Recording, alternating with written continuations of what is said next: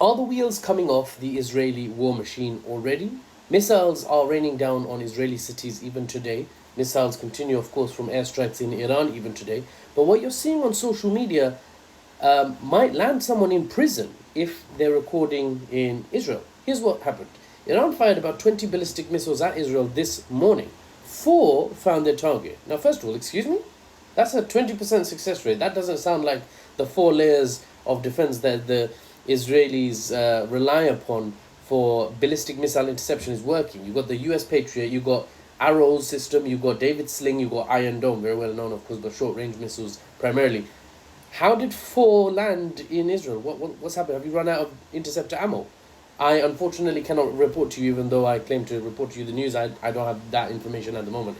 Now, this is being reported, these 4 hits, by mainstream media even. So it's, it's not random speculation just from some cowboy on TikTok.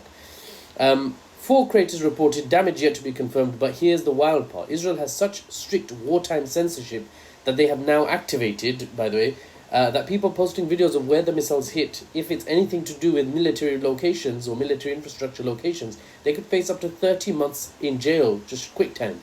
I made a video about, a deeper video about Israel's military censor earlier today. Check that out after this video if you're interested in knowing more.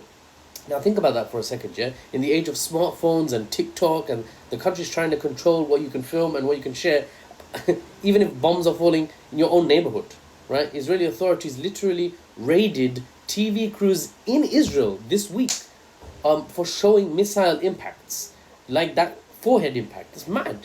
They're saying it helps Iran aim better if they know where their previous missiles landed. They could recalibrate or what have you. Okay, fine. It's plausible.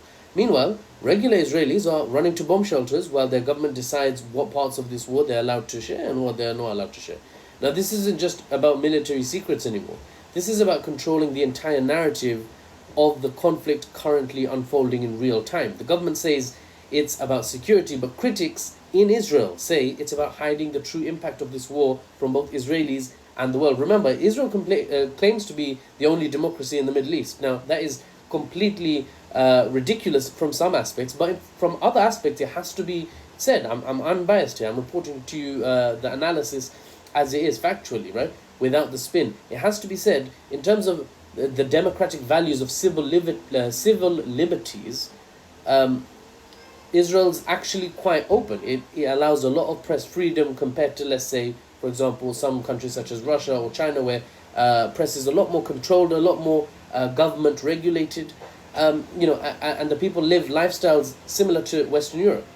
Now, the truth, unbiased, is that this makes sense for Israel now to censor this stuff, even though they claim to be a democracy and have these civil liberties. They started a war, and in the Western style, the comfortable, cushy Western lifestyle the population is used to, their partying and nights out in clubs, they've been subjected, instead of that, to 7 days of air raid sirens and panic, right? So a military censor ensuring that information doesn't get out too readily is an attempt by the Israeli state to stabilize the situation. Otherwise, their population is becoming extremely agitated, especially with the knowledge, very common, that, oh, we started it, right? No, there's justification according to our government, right? The Israelis are saying, according to our government, Iran was closest they've been to a bomb, ever, right? So, acting on Israeli intelligence, which apparently is very good, they decided now is the time. But, bruv, there's missiles landing on my house. Well, what's happening? It's not worth it, bruv. It's not worth it, especially because I'm used to a Western lifestyle, especially because I'm a dual national. I might yeet myself back to America if things carry on like this. DoorDash, try bomb shelter dash. Just eat or just shelter in place. After Trump said he needs 2 weeks to decide if the US steps into the ring, an Israeli minister is on the record as saying 2 weeks is endless, quote, endless.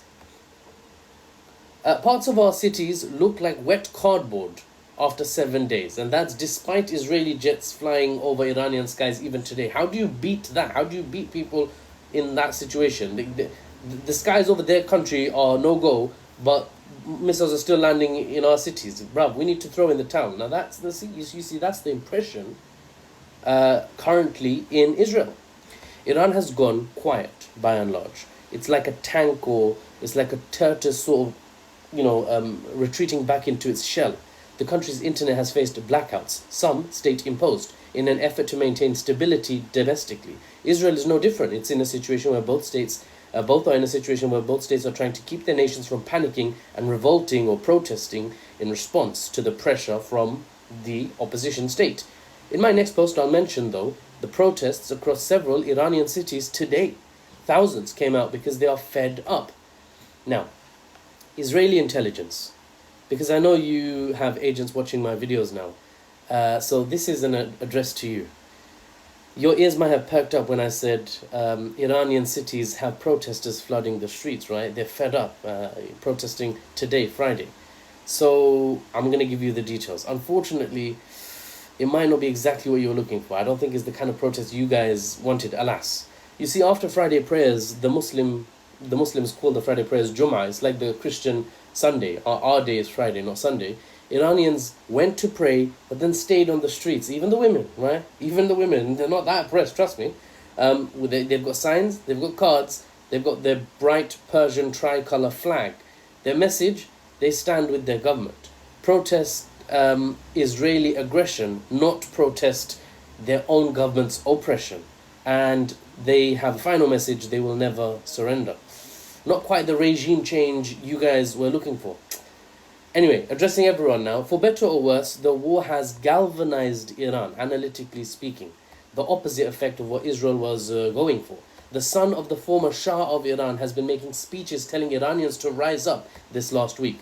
Now is their time. Now is the time to overthrow the current theocracy, the Ayatollah system. Well, the Iranian people looked at him. His speeches all over Israeli media, especially, and said, "Rise up and overthrow our government." What, the one that's opposed to Israelis and their genocidal regime at the moment? And what are you going to do? Lead us? The son of the pre-1979 Shah. You want Iran to be Israel's puppet? How about no and hashtag we will never surrender? That's the sentiment, right? You won't hear about that on the BBC, but you'll hear about it here. More on that in the next one. And for the unbiased news and analysis, without the Western spin, I'm Mahfouz, and my brain is melting slowly from the heat and the frequency of my videos, so show your support and help me carry on. And I'll see you in the next one.